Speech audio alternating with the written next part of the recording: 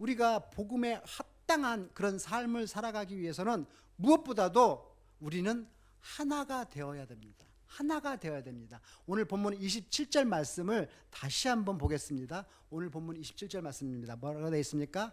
오직 너희는 그리스도의 복음에 합당하게 생활하라. 이는 내가 너희에게 가보나 떠나 있으나 너희가 한 마음으로 서서 한 뜻으로 복음의 신앙을 위하여 협력하는 것, 이렇게 나와 있습니다. 사도 바울은 복음에 합당한 삶을 살아야 한다는 메시지를 우리에게 전하면서 동시에 우리가 그런 삶을 살아갈 수 있기 위한 첫 번째 행동 지침을 말해줍니다. 그것이 뭡니까? 우리가 한 마음과 한 뜻으로 협력해서 하나가 되어야 한다라는 말씀입니다. 여러분, 사도 바울은 왜 우리에게 하나가 되는 것이 중요하다고 말을 한 줄 아십니까? 그 이유는 복음의 능력은 하나가 되는 능력이기 때문입니다. 이 말씀은 다시 거꾸로 말씀을 하자면, 만일 우리가 하나가 되지 않는다면 거기에는 복음이 없다라는 소리입니다. 그건 복음이 아니라는 말씀입니다. 사랑하는 여러분, 생각해 보십시오. 우리는 죄로 인해서 하나님과 분리되어 있었던 사람들이었습니다. 그런 우리들을 예수님께서 찾아오셔서 우리의 죄값을 십자가 위에서 대신 치러주심으로 말미암아 하나님과의 무너진 관계가 회복되었었습니다. 우리를 다시 하나님과 연결시켜 주신 겁니다. 그래서 로마서 6장에서는 구원이라는 개념을 그리스도와의 연합이라고 설명을 합니다. 즉 예수님과 함께 죽고 예수님과 다시 함께 살아남으로 인해서 그리스도와 연합되는 것입니다. 그런데 여러분, 이 십자가의 능력은 하나님께로만 연결시키는 것이 아니라 사람과 사람을 함께 연결시켜 줍니다. 우리는 여러분, 죄로 인해서 서로를 미워하고 타인에 의한 시기와 질투와 증오심으로 가득 차 있었던 사람들이었습니다. 그런 우리에게 예수님께서 찾아오셔서 그리스도의 사랑으로 우리를 채워주셨습니다. 그리고 온전히 그 그리스도의 사랑으로 인해서 우리가 서로를 용납하고 서로를 품어주고 서로를 사랑하게 됨으로써 우리는 비로소 하나가 될 수 있었습니다.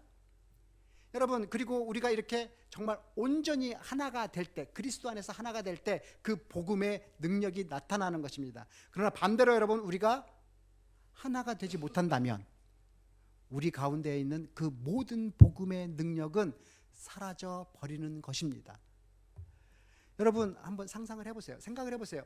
설령 제가 정말 여기서 아무리 좋은 막 설교를 하고 또 우리가 매일 열심히 우리 강 권사님 올려주신 그 큐티 하고 또 막 성경 공부도 하고 앞으로 할 거거든요. 성경 공부를 한다 할지라도 또 우리 교회가 아무리 막 열심히 봉사하고 막 남들을 섬긴다, 청년 대학생들 섬기고 외국인들 섬기고 막 섬긴다 할지라도 만일 우리끼리 이 안에서 서로 다툼과 분쟁이 끊이지 않는다면 과연 그 복음의 능력이 드러날 수 있겠습니까? 사랑하는 여러분, 하나 되게 하는 이 복음의 능력을 전파하는 사람들이 하나가 되지 못하는 것처럼 더 큰 모순은 없을 거예요. 그러므로 2020년도 우리가 정말 건강한 교회를 만들고 우리 교회가 정말 부흥하기를 바란다면 우리는 오직 복음에 합당되는 삶을 살아서 하나가 되어야 된다는 말씀입니다. 즉 올 한 해 2020년도 우리는 복음이 중심되는 삶을 살아가고 우리의 입술로 그 복음을 증거하는 삶을 살아내야 된다는 말씀입니다. 그런데 문제는 이겁니다, 여러분. 우리가 그러한 삶을 살아가고자 할 때 사탄이 결코 우리를 가만히 놔두지 않을 것이라는 거예요. 사탄이 가장 싫어하는 것이 바로 이 복음 전파이기 때문입니다. 복음이 전파되는 곳에 하나님의 영광이 드러나고요, 예수 그리스도의 참된 생명이 있기 때문입니다. 그러니까 사탄이 가장 싫어하는 이 일인 만큼 우리가 하나 되려고 할 때 사탄은 우리를 거세게 공격해 올 것입니다. 그러므로 여러분, 앞으로 여러분은 사탄의 공격을 기대하시기 바랍니다. 공격이 없다라는 것은 우리가 하나가 되지 않았다는 소리예요. 우리가 하나가 되려고 노력할 때 사탄의 공격은 분명히 있습니다. 틀림없이 사탄은 우리의 하나됨을 깨트리려고 덤벼들 것입니다. 계속해서 서로에 대한 불신과 미움과 증오와 시기와 질투를 우리들 가슴 속에 심어주려고 할 것입니다. 그러니까 혹시 여러분들 마음속에 다른 사람, 우리 다른 이 성도, 다른 분들의 마음이 막 서운한 마음이 막 든다거나, 혹시라도 다른 사람이 시기하고 질투하고 있는 이런 그런 내 자신이 발견하게 된다면, 또는 누군가가 괜히 막 미워지고 막 그런다면은, 여러분, 사탄이 나를 공격하고 있구나, 내가 이 싸움에서 반드시 이겨야 되겠구나 다짐하시기 바랍니다. 어느 날 갑자기 설교하고 있는 목사가 다리가 왜 이렇게 짧아? 우리 목사가 다리가 좀 길었으면 좋겠다, 뭐 이런 생각 들면, 아, 사탄이 나를 공격하고 있구나, 이렇게 생각하시기 바랍니다. 왜 이렇게 심각하게 저를 쳐다보십니까? 사랑하는 여러분, 우리는 정말로 이 사탄의 공격에 대해서 한순간도 경계를 늦춰서는 안 됩니다. 우리는 정말 더 깨어서 기도해야 됩니다. 하나님의 보호하심이, 그 선하신 능력으로 보호해 주심이, 하나님의 도우시는 손길을 우리가 정말 간절히 바라고 함께 기도해야 됩니다. 만약 우리의 하나됨이 깨어진다면 우리 이 공동체 안에서의 모든 복음의 능력은 사라져 버릴 것이기 때문입니다. 여러분, 제가 좋은 예를 하나 드릴게요. 삼국지 아시죠? 삼국지에 보면요, 동관전투라는 것이 나옵니다. 권모술수의 능수능란한 이 조조가 천하를 정복하려고 하는데, 이 동관이라는 지역에서 딱 막힙니다. 조조가 이 동관 지역을 정복하려고 하는데, 이 한수하고 마초라는 이 두 명의 장수가 연합을 해가지고 거세게 저항을 하는 바람에 어려움에 처하게 된 것입니다. 조조는요, 정말 쉽게 그 성을 점령할 줄라고 생각을 했는데 이게 만만치 않게 된 거예요. 시간이 계속 흘러가자 조조는 초조하기 시작합니다. 그래서 조조가 어떻게 하면 좋을까 곰곰이 생각을 합니다. 그래서 아주 이 한수와 마초의 연합을 깰 수 있는 아주 기가 막힌 계략을 하나 생각해냅니다. 그리고 그 다음날 조조는 한수를 자기 진영으로 초청을 합니다. 한수와 마초 가운데서 마초를 제껴놓고, 마초가 더 용감했거든요, 한수만 초청을 한 거예요. 여러분, 전쟁 중에 전쟁을 막 치르고 있는데 적장의 수장을 우리 잠깐 만나볼까요? 이렇게 초청했다면 그 뭐가 생각이 납니까? 분명히 어떤 평화협조, 평화조약 뭐 이런 것을 맺는다거나 아니면은 어떤 협상에 관한 내용이 있기 때문에 장수를 초청할 거 아닙니까? 그런데 어찌된 영문인지 이 조조는 이 한수를 초청을 해놓고 아무 중요한 얘기도 하지 않고 그냥 잡다한 이야기만 늘어놓습니다. 날씨가 좋죠, 뭐 새해 복 많이 받으세요, 뭐 이런 얘기만 하는 거예요. 그리고 나서 한수를 돌려보낸 거예요.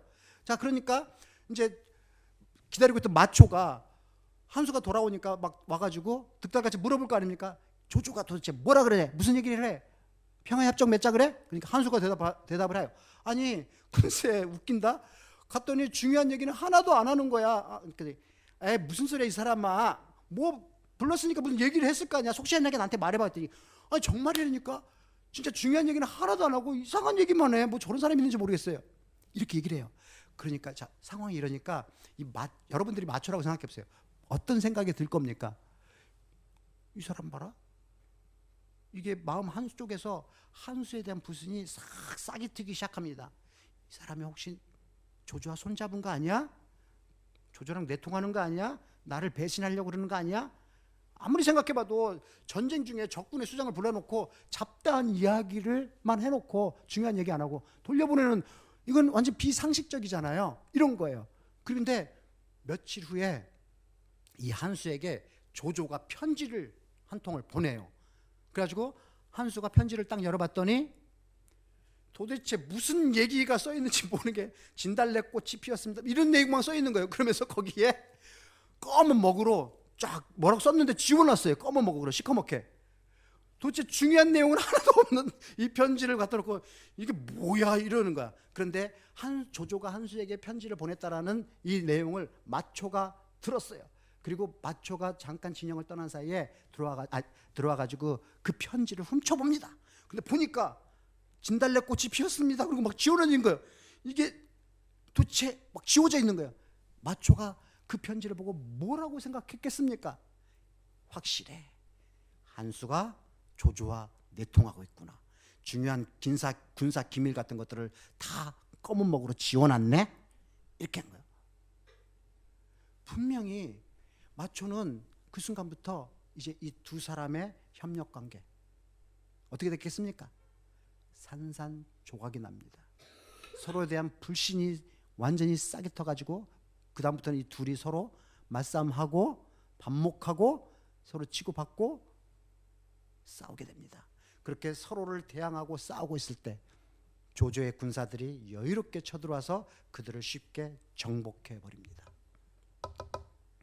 사랑하는 여러분, 이 동관 전투에서 조조가 썼던 이 책략이 뭡니까? 이간책입니다. 이간책. 적들을 서로 이간질시켜서 서로 대항하고 서로 싸우게 만든 다음에 스스로 자멸하게 만들어 버리는 겁니다. 사랑하는 여러분, 우리를 공격해오는 이 사탄의 책략 또한 이와 다를 바가 하나도 없습니다. 우리가 복음에 합당한 삶을 살아가려고 할 때, 우리가 그래서 하나가 되어서 복음 전파하고 막 이렇게 교회가 막 잘 되려고 할 때 사탄이 우리를 어떻게 공격해 올 거라고 생각하십니까? 우리를 서로 이간질 시키려고 할 겁니다. 자꾸만 목사의 다리가 짧게 보이게 만들려고 그렇게 할 거예요. 우리 집사람이요, 저하고 결혼하기 전에는 제 다리가 이렇게 짧은지 몰랐대요. 서로 사랑하면 짧은 게 안 보이는 거예요. 그러나 미워하기 시작하면 짧은 게 보이는 겁니다. 제 다리가 짧게 보이십니까? 사랑하는 여러분, 사탄은 우리 마음속에 다른 사람에 대한 섭섭한 마음을 자꾸만 심어 놓는 거예요. 그래서 그 사람을 미워하게 만들고 증오하게 만들고 시기와 질투를 우리 마음속에 심어 놓으려고 할 거예요. 그러니까 여러분, 우리는 철저하게 이런 사탄의 이간책을 경계해야 됩니다. 근데 제가 참으로 정말 감사한 것은 우리 열린 우리 교회 성도 여러분들 지금 한 분 한 분씩 모였지 않습니까? 여러분들 한 분 한 분 몇 면을 보면은 그렇게 쉽게 사탄의 책략에 빠져들 뿐이 아니라는 거예요. 우리 정말 지금까지 서로 이렇게 격려하고 서로 섬기는 그런 모습이, 그런 자세가 여러분들의 몸속에 이렇게 오랜 신앙생활 통해서 몸에 이렇게 배어 있는 그런 분들만 모이신 것 같아요. 제가 이 점을 정말 얼마나 감사하게 생각하는지 모릅니다. 정말 어저께 와셨던 그 우리 노예 목사님들 말씀처럼 제 복이라고 생각을 합니다.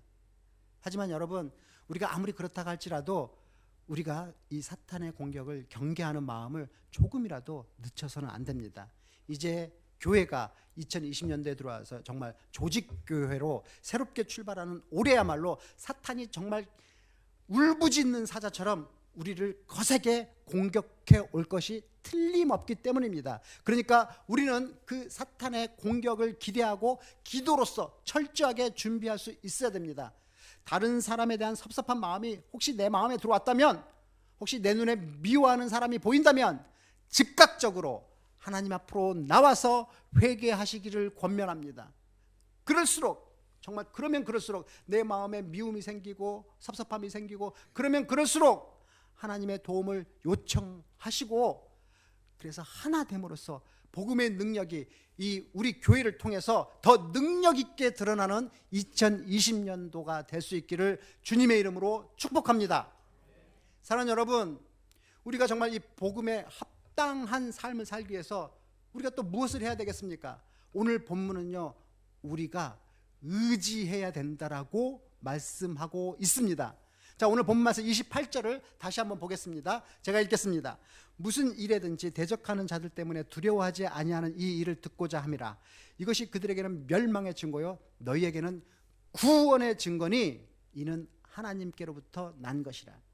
여러분, 우리를 대적하는 자들로부터 우리가 공격을 받았을 때 두려워하지 않고 담대하게 맞서 싸우는 것, 이 담대하게 나의 자리를 지켜내는 것, 나의 사명을 완수하는 것, 이것이 곧 구원의 증거인데, 그 모든 것이 나로부터 난 것이 아니라 하나님으로부터 났다고 지금 우리에게 가르쳐주고 있습니다. 여러분, 우리의 삶의 모든 것이 다 하나님으로부터 시작해서 하나님께서 완성시켜 주십니다. 우리의 구원도 그렇게 완성되었습니다. 우리의 구원도 한번 생각해 보면 우리의 구원도 그렇게 받지 않았습니까? 온전히 하나님의 은혜 가운데서 하나님의 섭리로 말미암아 하나님의 인도하심으로 우리가 예수님 앞으로 나오게 되지 않았습니까? 그 모든 것 돌이켜보면 다 하나님의 은혜였습니다. 그러므로 우리가 살아가는 이 모든 순간순간에 가장 절실히 필요한 것이 곧 하나님의 은혜인 것입니다. 사랑하는 여러분, 이 구원 있잖아요. 구원. 이 구원에는 신학적으로 설명했을 때 세 가지의 단계가 있습니다. 구원에는 세 가지의 단계가 있습니다. 이런 거 적으라고 그 옆에 빈칸 만들어 놨습니다. 이 세 가지 단계 뭡니까? 칭의, 성화, 그리고 영화입니다. 칭의, 성화, 영화. 영어로는 칭의가 justification이고, 성화가 sanctification이고, 영화가 glorification입니다. 처음에 우리가 예수님을 우리의 구세주와 주님으로 영접해서 하나님의 자녀가 되는 것, 이걸 우리가 칭의라고 합니다. 하나님께서는 우리를 의롭다고 칭해 주셨다고 이 성경이 기록하고 있습니다. 그리고 예수님을 이미 영접한 후에 예수님을 닮아가는 삶을, 이 닮아가는 삶을 살아가는 것, 이게 바로 성화입니다. sanctification입니다. 그리고 우리의 삶의 마지막 날에 예수님이 우리를 영화롭게 해주시는 것이 바로 영화, glorification입니다. 자, 그렇다면 이 칭의의 단계에서 처음 우리가 예수님을 영접했을 때 가장 절대적으로 필요하고 중요한 요소가 무엇이겠습니까? 바로 하나님의 은혜입니다. 물론 우리는 믿음으로 구원을 받지만 하나님의 은혜 가운데 우리의 믿음 또한 주어지는 겁니다. 그래서 하나님의 은혜가 정말 궁극적으로 가장 필요한 요소인 거예요. 그럼 여러분, 이 칭의의 단계에서 우리에게 가장 필요한 것이 이 하나님의 은혜라면, 이제 예수님을 닮아가는 삶을 살아가는 이 성화의 단계에서 우리에게 가장 필요한 것은 무엇이겠습니까? 성화의 단계에서 우리에게 가장 필요한 게 무엇이겠습니까?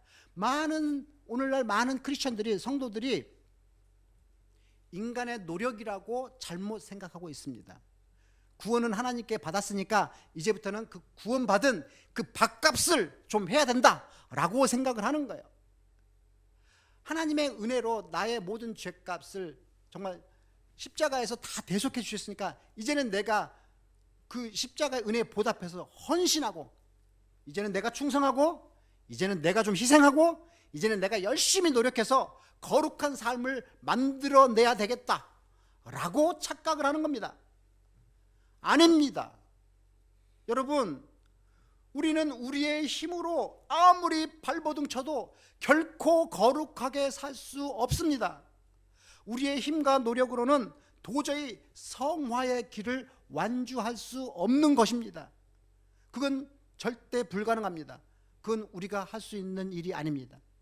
여러분, 그렇다고 아무런 노력도 하지 말라는 것은 아닙니다. 성경에도 인간의 노력과 희생과 헌신과 충성의 중요도가 분명히 적혀 있습니다. 그걸 강조하고 있습니다. 그렇다면은 뭔가 노력을 하긴 해야 되는데 무슨 노력을 해야 한다라는 말입니까?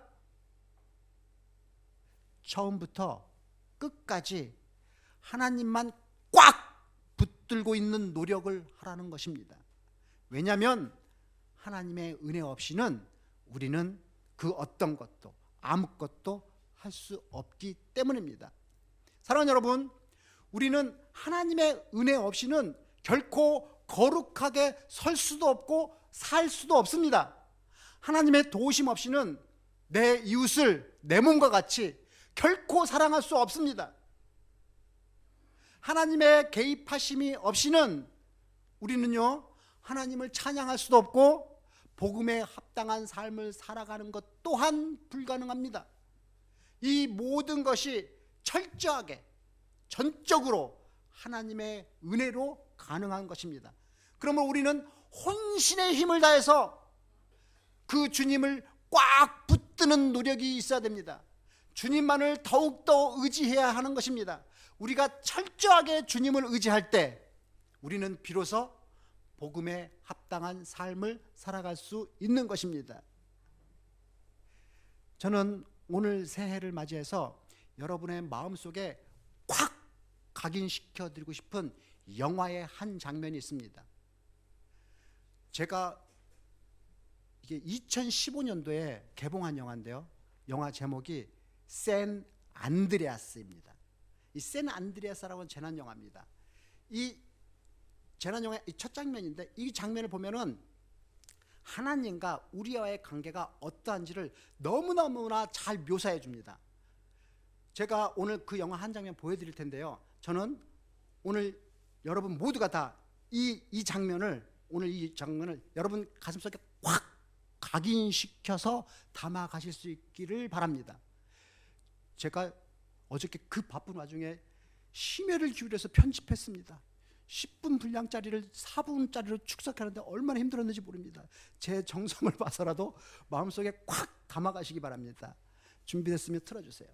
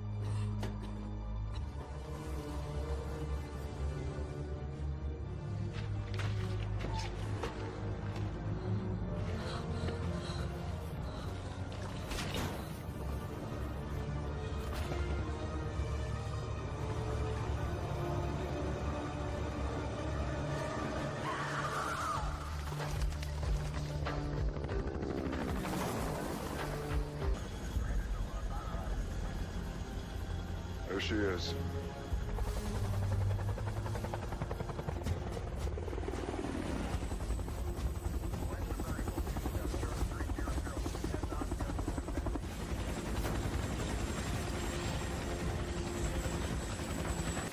Hello? Natalie, this is Chief Pilot Raymond Gaines of the Los Angeles Fire Department. I'm piloting the chopper above you. You holding up all right? I don't know. I'm not feeling very well. Oh my god, the car is sliding! Natalie, I'm gonna need you to stay calm, honey. We're coming to get you, okay? Hey.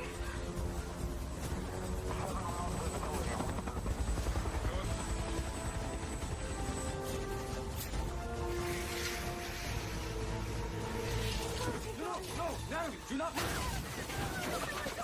Natalie, I need you to stay perfectly still. I have to stabilize the car, okay? Hurry, please!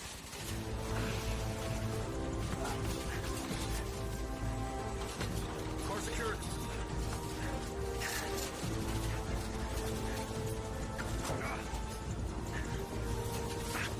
Got it.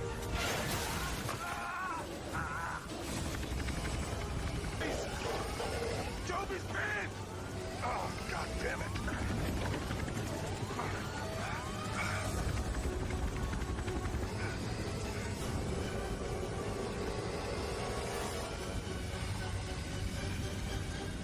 Joby, I'm coming down.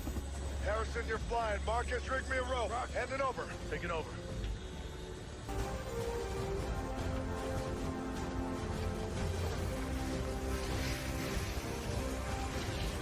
Natalie, don't you worry. I'm gonna get you out of here.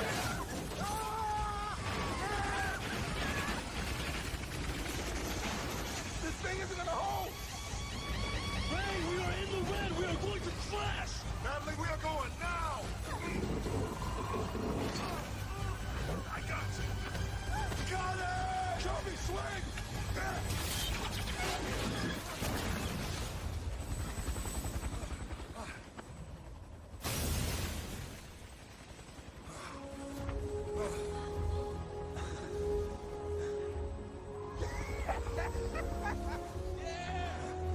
What do we say we get you home now? I think that's a really good idea.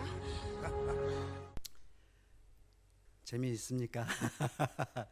사랑하는 여러분, 이 여고생 나탈리가 산길을 이렇게 운전하고 가다가 LA죠. 산사태를 만났어요. 그래가지고 비탈길로 차가 막 추락하게 되는데 천만다행으로 차가 절벽 아래 이렇게 막 떨어지다가 중간 지점에서 바위틈에 콱 낑기는 바람에 멈춰 섰어요. 그러나 아직도 정말 위험천만한 순간입니다. 조금만 잘못 움직였다가는, 조금이라도 자기 몸의 무게 중심이 잘못 실리면은 그 차는 다시 추락해버리고 그러면은 죽음을 면치 못하는 그런 상황입니다. 지금 너무나 위험한 바로 그 순간, 이 나탈리가 스스로 자신을 구원해낼 수 있는 방법이 있습니까? 없습니다. 그건 불가능한 거예요. 자기 몸 하나 제대로 움직이지 못하는 상황에서 어떻게 자기 자신을 스스로 구원해낼 수 있겠습니까? 그거는 이 나탈리, 그녀의 노력과 그녀의 헌신과 그녀의 그 무엇을 한다로도 스스로 구원을 해낼 수 없습니다. 그건 불가능한 거예요. 그녀가 유일하게 구원을 받을 수 있는 방법, 누군가가 달려와서 그녀를 구조해 주는 거예요. 자, 그래서 구조대원이 헬리콥터를 타고 달려왔습니다. 그 구조원이 달려왔었을 때, 그리고 밧줄을 타고 내려와서 구조를 하려고 그럴 때, 이 나탈리, 이 연약한 나탈리 여고생, 이 학생이 할 수 있는 일이 무엇입니까? 할 수 있는 것은 딱 하나입니다. 자기의 전부를 내어 걸고 그 구조대원의 품에 안기는 거예요. 부분적으로 안기는 게 아니란 말이에요. 자기 전부를 내어 던져서 안기는 겁니다. 내 팔은 갔는데 내 다리는 아직 차에 남아있는 거, 그거 안 됩니다. 나의 머리는 들였는데 나의 몸은 뒤에 남아있는 거, 이거 안 됩니다. 전인격적으로 나의 전부를 그 구조대원의 품에 내어 던지듯이 안기는 것입니다. 사랑하는 여러분, 생각해 보십시오. 우리가 그렇게 구원을 받았습니다. 우리는 여러분 죄라는 구렁텅이에 빠져 있었고, 우리 스스로의 능력으로는 그 어떤 것으로도 도저히 헤어나올 수 없는 상태였습니다. 우리는 죽을 수밖에 없었으며 이미 죽은 목숨이었습니다. 그런 우리들에게 구조대원 예수님께서 찾아오셨습니다. 여러분, 구원이라는 것은 그렇게 찾아오신 예수님, 예수 그리스도만을 철저하게 믿는 거예요. 부분적으로 믿는 게 아니라는 말씀입니다. 나의 전부를 주님의 품 안에 내어 던져 드리는 겁니다. 그렇게 해서 주님의 품 안에 온전히 안길 때 우리에게 참된 구원의 생명이 임하게 되는 거예요. 여러분, 2단계까지 가서 안기는 것까지, 2단계까지가 칭의의 단계입니다. justification입니다. 사랑하는 여러분, 그렇게 구조대원의 품에 안겨있던 이 여고생 나탈리, 한번 생각을 해보십시오. 그 나탈리가 마지막 장면입니다. 마지막 장면에 구조대원을 꽉 붙들고 있습니다. 꽉 붙들고 있습니다. 그때 이 구조대원이 마지막으로 했던 대사 생각나십니까? 뭐라 그랬습니까? 이제 함께 집으로 가는 게 어떨까? 그랬더니 나탈리가 뭐라 그럽니까? 그거 참 좋은 생각이에요. 여러분, 나탈리가 가려고 하는 집이 어디입니까? 여러분, 우리의 신앙생활에서 우리의 영원한 본향, 우리가 가야 될 집이 어디입니까? 하늘나라 천국이겠죠. 여러분, 우리는 이 땅에서 우리의 그 본향을 향해서 나아가는 이 세상의 순례자, 기껏 살아봤자 80년 사는 이 땅에 나그네로 살아가는 그런 순례자 아닙니까? 우리가 가야 할 궁극적인 집은 저 하늘나라 본향 아닙니까? 그렇다면 여러분, 이 여고생 나탈리가 집에 안전하게 도착할 때까지 해야 되는 것은 무엇입니까? 절벽 아래까지 밧줄 타고 내려와가지고 그 위험을 무릅쓰고 구조대원이 이렇게 해가지고 구해줬으니까 그 은혜로 인해서 자기 생명이 건졌으니까 이제 그 은혜에 보답해서 내가 밥값이라도 해야지 라고 하면서 그 품에서 나와가지고 자기 스스로 힘으로 훨훨 날아가지고 집으로 돌아가려고 한다면 여러분, 그게 가능한 일입니까? 아니요. 철저하게 그 구조대원의 품에 안겨 있어야 됩니다. 철저하게 헬리콥터 안에 있어야 됩니다. 그래야만 집으로, 본향으로 안전하게 도착할 수 있는 거예요. 그런 것처럼 우리의 신앙생활도 마찬가지라는 말입니다. 사랑하는 여러분, 우리는 절대적인 이 하나님의 은혜로 말미암아 구원을 받았습니다. 예수님께서 우리에게 찾아와 주셨고 우리는 믿음으로 나의 삶을 예수님께 전적으로 내어 던져 드렸습니다. 자, 이제 예수님의 품에 안겼어요. 그래서 우리가 구원을 받았어요. 그렇다면 성화의 과정에서는 어떻게 해야 된다는 말입니까? 품에 안겨서 이제 구원을 받았으니까 여러분 계속해서 꽉 붙들고 떨어지지 않도록 꽉 붙들고 계속해서 예수님의 품 안에 남아 있어야 되는 겁니다. 구원을 받은 나탈리가 그랬던 것처럼 철저하게 주님만을 의지하면서 헬리콥터에 남아 있어야 되는 겁니다. 내 스스로의 능력으로 훨훨 날아가지고 천국에 도달할 수 있는 사람 단 한 사람도 없습니다. 그 누구도 없기 때문입니다. 사랑하는 여러분, 우리는 우리의 힘으로는 거룩하게 살 수도 없고요, 우리 스스로 하나님의 말씀을 지키면서 사는 것은 더더욱 불가능합니다. 왜냐하면 우리는 철저하게 뼛속까지 죄인이기 때문입니다. 여러분, 우리가 온전히 예수님 품 안에 꼭 안겨 있을 때, 온전히 예수님만을 붙들고 있을 때, 온전히 전적으로 예수님만을 의지하고 살아갈 때 주님이 주시는 능력과 지혜로 비로소 우리는 거룩하게 살아갈 수 있는 겁니다. 비로소 우리는 서로 사랑할 수 있고 복음에 합당한 삶을 살아갈 수 있게 되는 것입니다.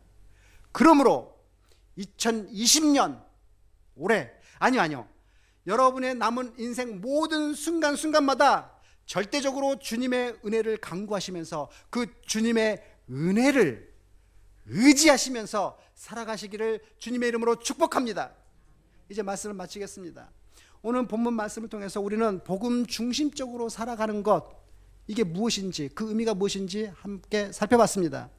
우리가 어떻게 복음에 합당한 삶을 살아갈 수 있다고요? 먼저 우리는 하나가 되어야 됩니다. 그리고 우리는 전적으로 주님만 의지하며 살아가야 됩니다. 그럴 때 우리의 삶 속에서 복음의 능력이 드러나기 때문입니다. 따라서 이제 설립 3년 차에 들어가는 이 우리 교회 신앙생활의 기본으로 돌아가서 우리 모두가 온전히 복음에 우리의 삶의 모든 초점을 맞출 수 있기를 다시 한번 주님의 이름으로 축복합니다. 저는 복음에 합당한 삶을 살고 또 그 복음을 우리의 입술로 증거하는 삶을 살아감으로써 하나님 나라를 능력 있게 확장시켜가는 열린 우리 교회 모든 성도들이 될 수 있기를 간절히 바랍니다. 기도하겠습니다.